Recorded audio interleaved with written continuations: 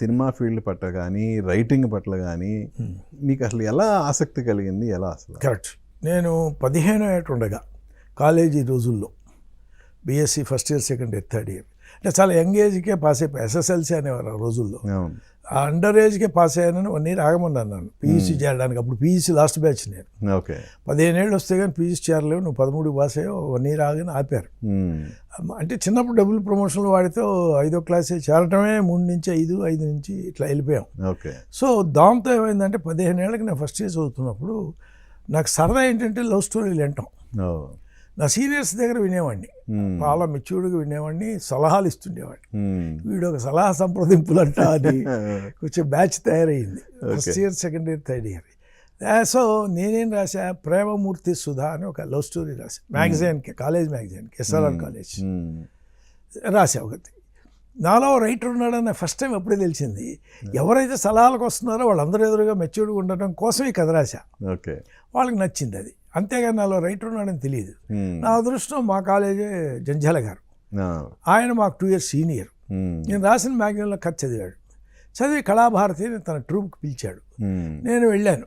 Acting చేయవా, నువ్వు బాగుంటావు, స్మార్ట్గా చేస్తావు అంటే వెళ్ళాను. ఏదో వాంటెడ్ ఫాదర్స్ అవి ఇవి చేసాక పెద్దగా యాక్టర్గా పెద్ద ఇంట్రెస్ట్ లేకుండా. బట్ ఆయన వెళ్ళిపోయాక మా ట్రూప్ మొత్తాన్ని నేను లీడ్ చేశాను. అడ్మినిస్ట్రేటివ్ కెపాసిటీ, ఒక టీమ్ లీడర్షిప్ సరదా నాకు మొదటి నుంచి.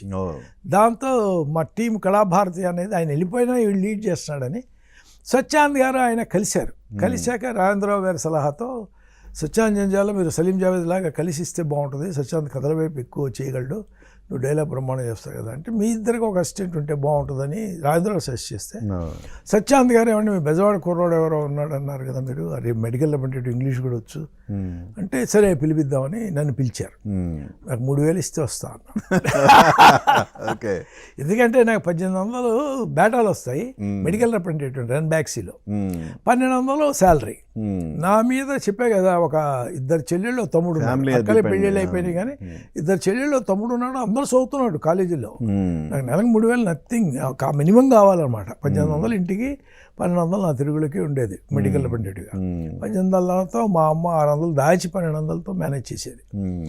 సరే కానీ వీడు డిస్కస్ చేయొద్దు మనం, వీడు వదలడు అని మా జంజాల గారు సత్యాన్ని 3000 ఏంటంటే 1000 రూపాయలు వేసుకో కానీ అస్సలు రాడు, నువ్వు 2900 ఒప్పించు నువ్వు అని ఇట్లా తమాషా జోకులేసి సత్యానంద్ గారు చాలాసార్లు రాశారు కూడా ఇది.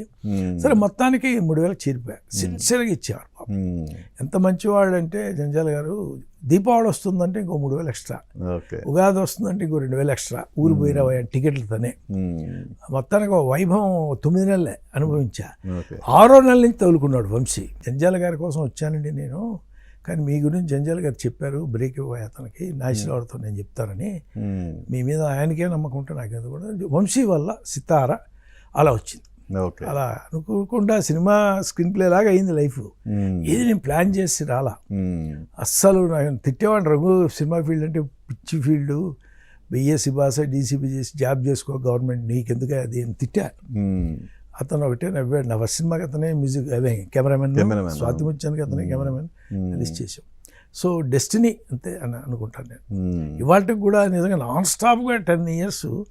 ఎందుకంటే సితార చేస్తున్న ఫస్ట్ ఇయర్ నుంచి సితార, ఛాలెంజ్, పుణ్యస్త్రీ, ఏదో ఉక్కు సంఖ్యలు, ఇంకోటి ఏదో పారిపోయిన ఖైదీ, ఇట్లా 10వ సినిమా నాకు నెక్స్ట్ అదే బ్యానర్లో. అంటే 84 ఏప్రిల్కి నా సితార రిలీజ్ అయితే 85 ఏప్రిల్ నేను వాళ్ళకి స్వాతిముత్యం చేస్తున్నా. మా విశ్వనాథ్ గారు పిలిచి అప్పుడు వచ్చి దండం పెట్టి చెప్పేవో గుర్తుందా నీకు, 10 yearsలో 1 yearలో 10 films, ఇది 10th film అంటగా నీకు అని.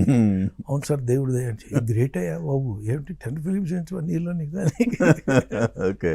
బాగా దూకుడు ఎక్కువ అనుకుంటాను, ఉపయోగపడిందా ఇలా తెగడుగుతుండేవాడు. విశ్వనాథ్ గారితో అది ఫస్ట్ స్వాతిముత్యం ఫస్ట్. బట్ గోస్ట్గా ఈ శంకరాభరణం, ఈ సాగర్ సంఘానికి వెళ్తుండేవాడు మా గురుగారి జంజాల గారి అసిస్టెంట్గా. ముద్దమందరం షూటింగ్కి వెళ్తుంటే సాగర్ సంఘం అవుట్డోర్ ఊటీ, సాయినాథన్ పంపించమన్నాడు. నేను వెళ్ళి నిలబడ్డా. ఫస్ట్ డే స్క్రిప్ట్ ఇచ్చా, సీన్ ఏం రాశారు ఇవ్వు అని ఇస్తే ఇట్లా ఇచ్చినాడు ఆయన. నా మధ్య ఆయన మీద కోపం నా మీద చూపిస్తేట, సార్ ఏం కావాలో చెప్తే రాసేస్తా సార్, అంత పుడింగివా అన్నాడు వెంటనే. తర్వాత ఎన్నోసార్లు ఆయన చెప్పి నవ్వాడు. అలాగా సార్ మీ ఇష్టం. అదేంటంటే చాలా సీరియస్, కమల్ హాసన్ కూర్చొని చూస్తుంటాడు. ఒక ఎవరెవరిని పిలిచారనే ఒక ఇన్విటేషన్ చూస్తాడు. తన ఫోటో ఉంటుంది దాన్ని, చెప్పదు జయప్రద, సైలెంట్గా ఉంటుంది. సైలెంట్ కూర్చొని ఏం చేస్తుంది, ఏదైనా మాట్లాడాలి కదా అంటాడు ఆయన. నేనన్నా చాక్లెట్ ఏదైనా చేస్తావన్నా. అప్పుడు ఏం మాట్లాడాలి, అందరూ ఇంకా నయం జీడి తినమని లేదన్నట్టుగా కో డైరెక్టర్ నా మీద క్రిటిసైజ్ చేశాడు. ఆయన నిజంగా క్యాడ్బరీస్ చాక్లెట్లు ఇచ్చే అమ్మాయికి ఓపెన్ చేస్తుంటుంటుంది ఎప్పుడు. నాకు ఎంత గర్వంగా ఉండిందంటే అమ్మాయి పర్లేదు వింటున్నాడు ఇప్పుడు. ఫస్ట్ టైం క్యాడ్బరీస్ చాక్లెట్ లైఫ్లో ఎక్కడ చూసినా అది గుర్తొస్తుంటుంది. నాకు కొంచెం ధైర్యం ఇచ్చింది, విశ్వనాథ్ గారి దగ్గర మనం చేయొచ్చు అని.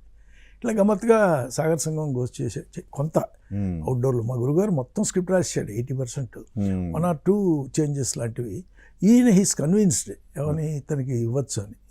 ఆయన చెప్పబట్టి సితార బ్రేక్ వచ్చింది. ఏడినాశ్వర నమ్మకం ఉంది మొదటి నుంచి నా మీద. సితార జరిగాక అన్వేషణకి ఆయన పిలిచాడు వంశీ. కానీ ఇంకా మా జనార్దన్ వచ్చి చక్కగా తోడు నేడిచ్చాడు, అమాయక చక్రవర్తి ఇచ్చాడు, వరుస సినిమాలు ఇస్తాననే పత్రం ఉన్నాడు. అప్పుడు పిసి రెడ్డి గారు పిలిపించి సుబ్బరాజు గారు పిసి రెడ్డి గారు కలిసి సినిమాలు చేశారు వరుసగా. ఆ సినిమాలో వరుసగా ప్రళయ సింహం అని, ఉక్కు సంఖ్యలని, లేడీ జేమ్స్ బ్యాండ్ అని ఇష్టం.